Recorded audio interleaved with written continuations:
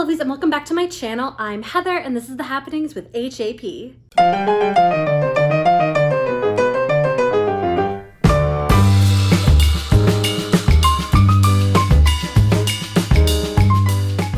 Happy May. I hope you have been enjoying spring so far. Here in New York, spring weather is finally starting to be more consistent than it was. So longer days, sunnier days, warmer days, and I'm here for all of it. So I'm super excited for this time of year before it gets way too hot, and then I hope for fall. And I'm going to languish in it as long as I possibly can. But what would a new month be without a new TBR? I know that I did not post an April TBR, but if you haven't already, I did post a life update last week as to why my uploading has been a little bit more inconsistent. All really good news, but just in case you're wondering, I'm not sure how many books I'm actually going to be able to read this month. In preparation for the Shadow and Bone series, I've been heavily reading Leigh Bardugo. So I've read the Shadow and Bone trilogy as well as the Six of Crows duology, and I'm a little bit fantasied out right now. So May is kind of going to be my reset button and just kind of getting to some books that I've been wanting to read for a while. There's like one or two books on here that are newer releases, but most of them have been around for about a year or longer that I've been wanting to read. So that's what this month is going to be about. So this TBR is not going to be as long as some of the others that you've seen on my channel, but I'm super excited about reading all of them. If you're new and you want to see more from me, hit that subscribe button down below. As always, I really appreciate all of my subscribers, and I really thank you guys for not unsubscribing despite the fact that I've been rather inconsistently uploading. Now that that's out of the way, let's get into that May TBR. The first book on my list is Cemetery Boys by Aiden Thomas. Aiden Thomas is queer, Latinx, and trans, and this book follows a trans Latinx main character. And this is also Aiden Thomas's debut novel, and it is a paranormal contemporary, and I've heard literally nothing but good things about this novel. I remember seeing the cover and thinking that it was actually a graphic novel, but it is not. It is a traditional novel. The book follows Yadriel, I hope I'm saying that name right, who is Latinx and trans, and they are trying to get their family to understand their new gender identity, but obviously that comes with its own set of struggles. And in his determination to get his traditional family on board with who he is, with his gender identity, he wants to prove himself a brujo, which is a witch. So I'm not sure if the witch aspects of it is relation to his family or not. It's kind of unclear based on the synopsis. But anyway, with the help of his cousin, he attempts to perform a ritual to bring back the spirit of his murdered cousin and help his murdered cousin just move on. Unfortunately, as these things happen, instead of resurrecting the spirit of his cousin, he resurrects the spirit of Julian, who was the resident bad boy at the school that had an untimely death. And Julian does not want to leave because he wants to find out what happened to him. So Yadriel agrees to help Julian discover what happened in order for him to move on. But as also is the case in these types of stories, Yadriel and Julian seem to have a sort of companionship that starts to evolve, is how I will phrase it, because I honestly don't know. This sounds like a really great YA novel that has a lot of layers to it with the paranormal, gender identity, family and community, possibly romance. So there's a lot of layers here, and like I said, I've heard nothing but great things about this novel, and I'm super excited to read it.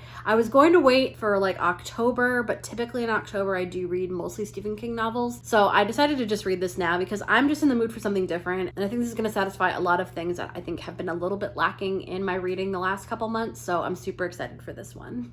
The next book on my list is Well Met by Jen DeLuca. I have actually had this one on my TBR for years. I first heard about it on Melted the Ennies channel, I think when she had an arc of it, so it was a while ago. It just sounded so fun. It is an adult contemporary romance, enemies to lovers, that takes place in a Renaissance fair. All of those things just sound so amazing. I don't really know much more about it. I've briefly read a synopsis a while ago, but I'm just so excited for this one. I've had it on my library holds and have been repeatedly delaying it for months because there was other books I had to read or wanted to read, but I'm just, like I said, May is going to be kind of my reset month and just getting to things I've been wanting to read just for fun, because sometimes I feel like contemporary romance but don't always get to it. But I'm so done. I'm like very excited for this one. This just seems so fun and cute, and apparently this is a trilogy, maybe more, of books. I don't know if they cover the same characters or what, but the third one is being released this year, so So I'm sure if I love this one, I'll probably read the second one very soon after, and then we'll read the third one this year, most likely. I've been in a contemporary mood lately, so I think this is gonna scratch an itch that I've been having for a while, but I'm just super excited about this one, and I'm finally happy that I'm going to be getting to read it. I actually just borrowed it officially from the library today. It's probably gonna be one of the first books I read this month. I've never read anything from Jen DeLuca, so this will be a first, but I'm super excited to finally read this one.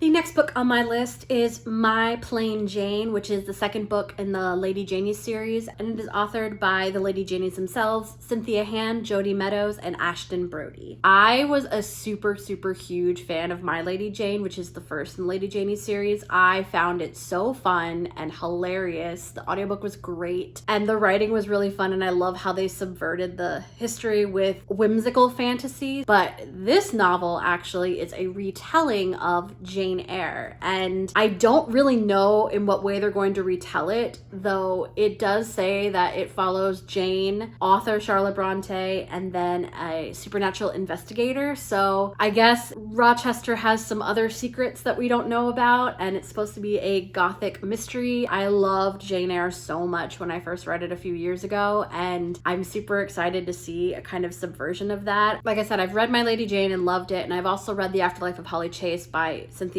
by herself and also loved that style. So I think I really just have fun with how they write and just the kind of weird way they subvert these stories or histories that we already know about. I haven't really read too much comedy this year, and I think I'm kind of needing it because there's only so much angst that even I can take as a reader. So I'm really excited to read this one and see where they take this, and I'm really hoping it's as good as My Lady Jane because, like I said, I absolutely love that book. The next book on my list is Sing Me Forgotten by Jessica S. Olson. This is a gender-bent retelling of The Phantom of the Opera. Anyone that knows me in person knows how obsessed I am with Phantom of the Opera. It's my favorite Broadway show. I have literally every single cast recording that was ever released. I've seen it on Broadway multiple times. I've read the book. I've read the unofficial prequel. I've seen numerous film adaptations. It's definitely one of my favorite classic stories. So have it be a gender bent version is really exciting because I've actually really not read or seen gender bent versions of it. So it'll be really nice to not have the female main character kind of getting taken advantage of for once. This follows Isda. She was cast into a well as a child because she has a magical gift that she can like see and interpret memories when people sing. And Cyril, this owner of this opera house, saved her, and he keeps her kind of hidden away but safe, in exchange just basically using her gifts in order to make the opera have more money. But things change, again, as they always do, when she encounters Emmerich, who is I guess a singer, maybe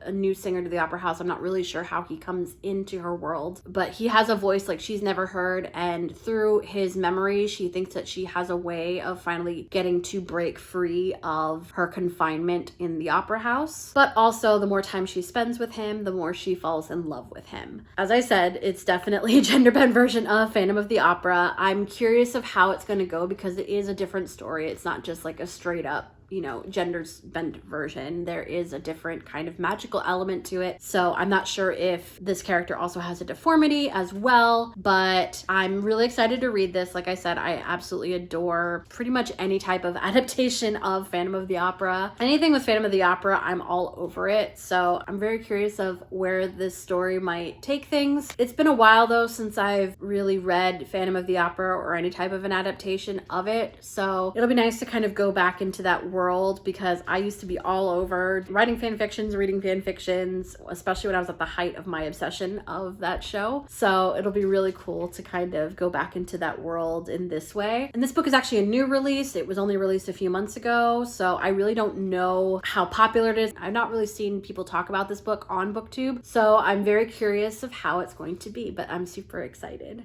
And that's my TBR for May. It's very short and sweet. Like I said, I'm hoping I'll be able to get to all of them. I'm not 100%, but I'm gonna try. We shall see. But it is a really fun mix of genres, so I'm really excited to kind of break away from the kind of things that I've been reading. I've been in a bit of a reading slump, and I'm only starting to come out of it, thankfully, but I haven't been in a reading slump in a while, so, they come and go sometimes, and you just kind of got to deal with them as they come. And a change of genre is usually a way to do that. Have you guys guys read any of these books? If you have, let me know down in the comments below. And I hope you guys enjoyed this video, and I will see you in my next one.